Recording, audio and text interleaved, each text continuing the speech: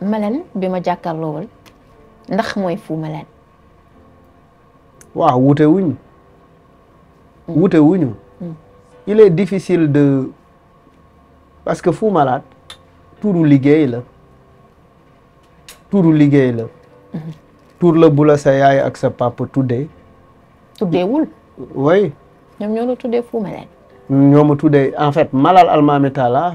tur la bu sam papa ak bu ma sam papa tuddee. mais Fou Malade tur la bu ma tànn.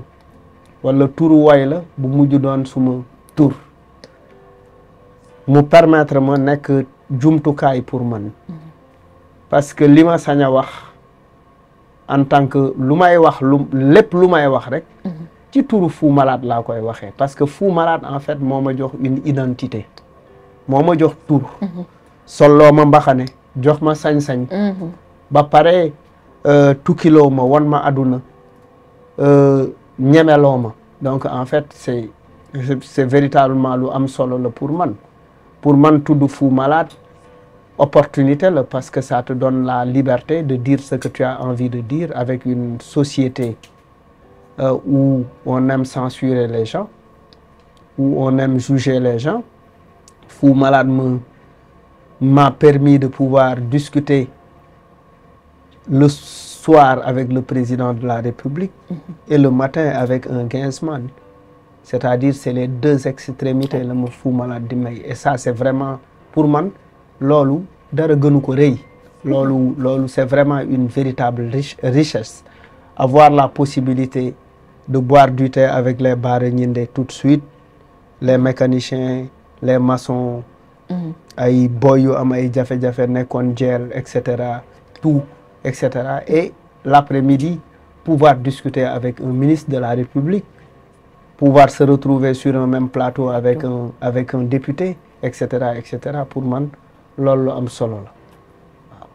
donc way boobu ñu doon Fou Malade wax ñu sa xalaat. waaw kon Fou Malade li ñuy gis ci plateau jàkkaarloo chaque vendredi. waaw parce que Fou Malade lu am solo la xalaatam. oui sama xalaat laay wéyal. ci biir jàkkaarloo et puis c'est une forme entre guillemets de reconversion parce que rabatuma pour nit ñi di ma dégg rabatuma régulièrement. bien vrai que je suis toujours dans la musique il y a aussi à travers moi mon petit frère qui continue ce travail-là. Mes petits frères, je dirais. Il y a Sidi Talla qui est graphiste. Il y a IS 814 qui est compositeur, mais qui continue, qui perpétue cet héritage-là.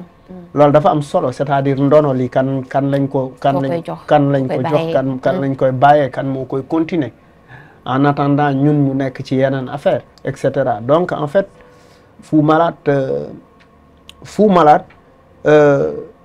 au début les gens ne comprenaient pas en réalité pour eux c'était de la comédie maa ngi tudd Atoumane dëkk ginnaaw asamaan dama feebar ngeen jiñ ko sineebar di ci waxtaan ak seen jabar laaju leen ndaxam dañu maa jabar di ma siwal mel ni ko xewle sabar teg ma à part wan ma ginnaaw daa di may daw ba ma l'hôpital mbaaw c'est un malade mental qui se plaint contre une certaine attitude de la société. C'est une manière de faire la satire de la société sénégalaise, de mettre la société face à leurs propres contradictions. Donc Fou Malade, c'est quelqu'un qui est malade de sa folie. Parce qu'on ne considère pas au Sénégal la folie comme une maladie. Comme une maladie, absolument. Alors que c'est une maladie comme la tuberculose. C'est une maladie. J'ai eu un grand qui a une fois rencontré... J'ai eu un grand que j'ai connu qui a été malade et qui yàlla dimbali ko mu wér. mus na dajeeg nit koo xamante ne presque ñoom ñoo dofandoo woon. kooku nekk ci benn état boo xamante ne wér na mu ne ko lenn rek moo sonal nit bu am feebaru xel.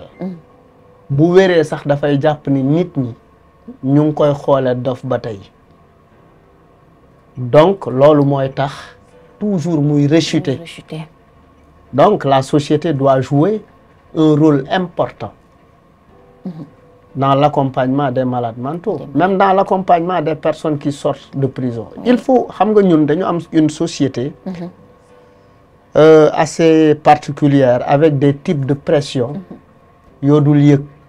Par exemple, on ne te regarde pas par rapport à ce que tu es, on te regarde par rapport à ce que tu as.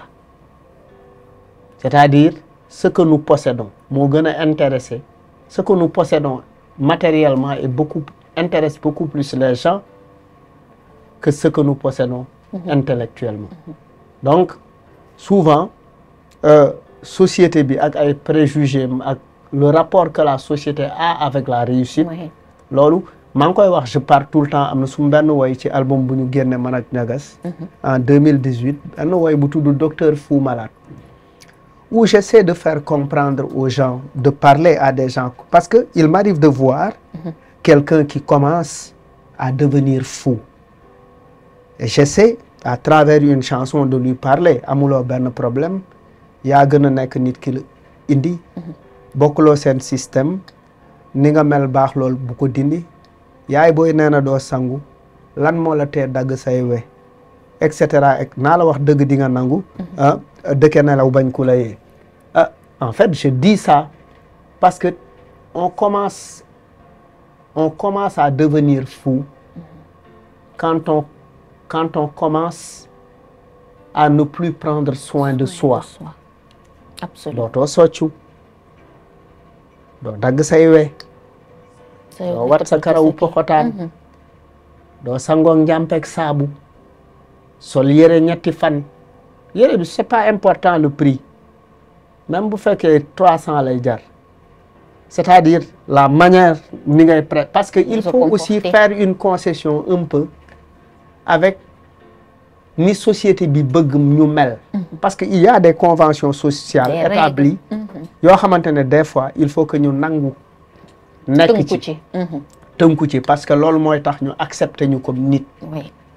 Te loolu bu ñu pression se fait, jabar bu ñuy laaj dépense bu ëpp te mënuñu ko, yaay bu ñuy teg lu metti naan ñu woy da nga ñàkk jom, sa morom nangam defal na lii yaayam, yow doo tekki, yow moom sa booxu mëla, et cetera. Alors qu'en fait les enfants ne doivent pas réussir pour les parents. C'est-à-dire ça c'est une grosse escroquerie. Dañu wëlbati affaire yi comme si les enfants devraient travailler pour faire plaisir à leurs parents. Alors que je suis désolé, on met un enfant au monde pour le mettre dans les conditions. Maanaam yow yaa war a toppatoo sa doom. Yaa ko war a toppatoo pour qu'il s'épanouisse ba mën a am ndëgër laa yu taxaw def daal. C'est pas pour mu wuutu la. Oui. Ça c'est une arnaque de notre société. Et il y en a plein. Et il y en a plein. Il faut aussi qu'on ait des gens qui, par exemple, Tudd Fou Malade, ça te permet de lever ces barrières. Et puis Tudd Fou Malade, ça te permet de vivre le rap dans sa plénitude, parce que dans le rap, il n'y a pas de censure. Et ça, moi, je ne crois pas à la censure. Et ça, à tout point de vue. Parce qu'une société, elle est faite d'insultes, elle est faite de beaux mots, elle est faite de tout. Donc, en fait, lol momotax, effectivement, ce pseudonyme-là est un pseudonyme qui est très fort pour moi. C'est comme l'histoire de Pape Ndiaye Thiopet. Il s'appelait pas Pape Ndiaye Thiopet, c'est le titre Thiopet. Oui. Donc finalement, lol. Mais ci sama touru rappeur, on m'a toujours appelé Nda Route Zende Dof. Nda comme Ndamali, l'homme à la petite taille. Nda comme Ndal, bu am ndox, l'eau est vitale. Dof, toujours là, etc. Fou Malade, c'est pas mon premier texte sur la folie. Moi, je m'intéresse dans mon travail artistique aux marginaux. Le malade mental est très présent dans mon travail artistique. La question carcérale est une question très présente. La paix aussi et la joie, c'est des éléments très importants dans mon travail artistique. Parce que aduna foofu la tënku.